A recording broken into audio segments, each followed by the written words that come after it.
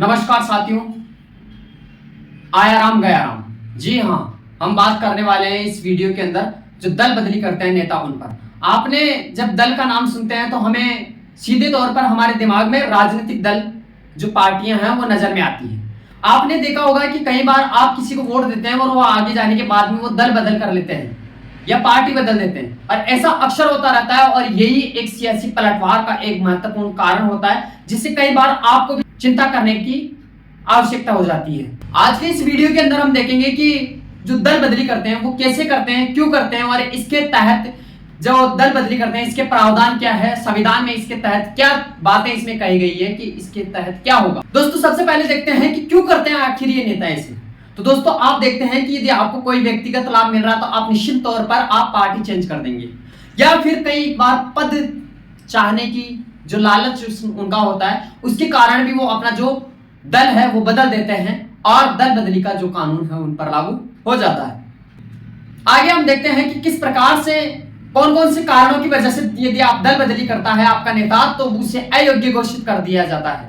दोस्तों, सर्वप्रथम होगा कि यदि कोई भी निर्दलीय विधायक या सांसद है या कोई भी निर्दलीय प्रत्याशी है वो चुनाव जीत गया है और उसके बाद में वो किसी भी राजनीतिक पार्टी में यदि वो शामिल हो जाता है तो उसके ऊपर ये कानून लागू हो जाता है और उसे अयोग्य करार दिया जाता है।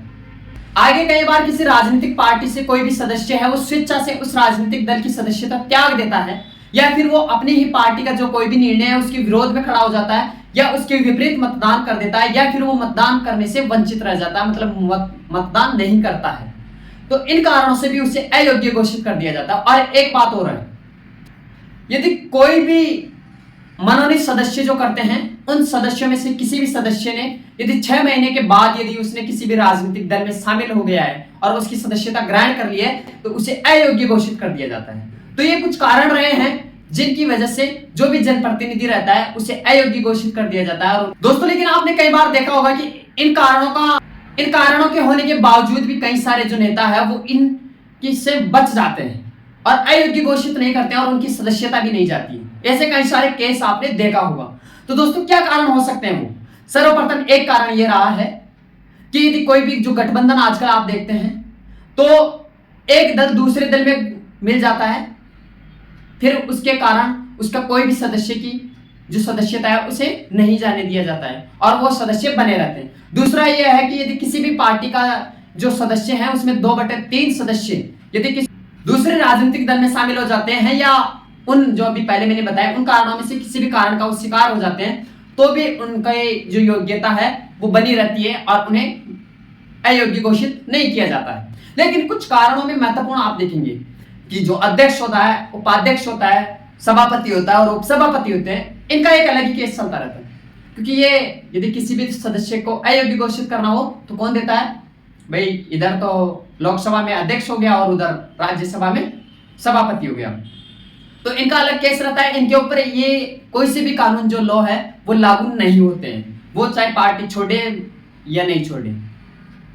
क्योंकि जब दोनों पलड़ों के अंदर दोनों तरफ बराबर सदस्य हो गए मान लीजिए किसी भी फैसले पर, तो जो अध्यक्ष, सभापति, उपसभापति, उपाध्यक्ष हुआ वो अपना जो मतदान है वो किसी भी तरफ दे सकता है और उसे कोई भी कानून उस पर लागू नहीं होता है। और ये सब निर्णय कौन देता है? अध्यक्ष देता है।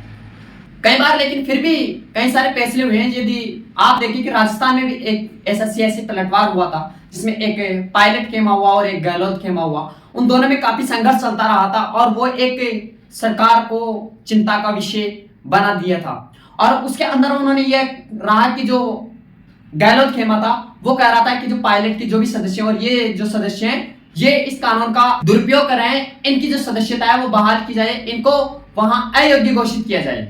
लेकिन आपको बताना चाहूंगा कि जितने भी नियम कानून हैं ये सिर्फ उस सदन के अंदर ही लागू होते हैं। यदि आप बाहर जाकर किसी भी पार्टी के बारे में कुछ भी बोल रहे हैं, उल्टे मतलब विपक्ष में भी बोल रहे हैं, उसके विरोध में बोल रहे हैं, तो आप पर ये नियम लागू नहीं होता। और इन्हीं कारणों की वजह से ये जो पायलट वाला जो मामला था ये सुप्रीम कोर्ट तक पहुंचा और वहां से जो निर्णय है वो पायलट खेमे में आया। कई बार आपने फिर भी कई सारे सदन में ऐसा हो जाता है कि वो उन्हें अयोग्य घोषित नहीं करते हैं, लेकिन फिर भी ये मामला, जो भी मामला होता है, ये जब कोर्ट में पहुंचता है तो कोर्ट उस पर निर्णय लेता है और उन्हें अयोग्य घोषित कर देता है। तो दोस्तों आप निश्चिंत रहिए कि आपने जिसे वोट दिया है वो अकेला तो कुछ कर नहीं सकता, अकेला पार्टी तो बदल नहीं सकता, बदलेगा तो उसकी सदस्यता जाएगी। और यदि इतने सारे सदस्य या पूरी पार्टी ही जब बदल रही है, दूसरे दल में शामिल हो रही है, तो फिर कहीं ना कहीं उसके अंदर एक मजबूत पक्ष जरूर होगा। अब आगे थोड़ी सी बात कर लेते हैं संविधान के बारे में, कि संविधान के अंदर इन दल बदली विरोधी कानून जो है इसके संबंध में क्या क्या उल्लेख है और कहां पर किया गया है। उल्लेख तो हमने देख लिया, लेकिन कहां पर मिलता है, तो संविधान की जो अनुसूची 10 है उसके अंदर आप इसे देखेंगे तो आपको वहां पे मिलेगा। और 52वां संविधान संशोधन 1985 के अंदर किया गया, उसके अनुच्छेद 102, 2 और 191(2), उसके तहत इसका विस्तार रूप से उल्लेख आपको मिलेगा, आप उससे पढ़ के आप समझ सकते हैं। तो दोस्तों ये थे दल बदली जो विरोधी कानून है, उनका उल्लेख हमने किया है। आशा करता हूं कि आपको समझ में आया होगा और आपकी एक परेशानी तो आपकी जरूर दूर किया होगा। तो दोस्तों अपना जो वोट है वो अपनी पहचान है और इसे मिटने नहीं देना है, इसे बनाए रखना अपना धर्म है, अपना कर्तव्य है, क्योंकि यही पहचान है। जय हिंद, जय भारत।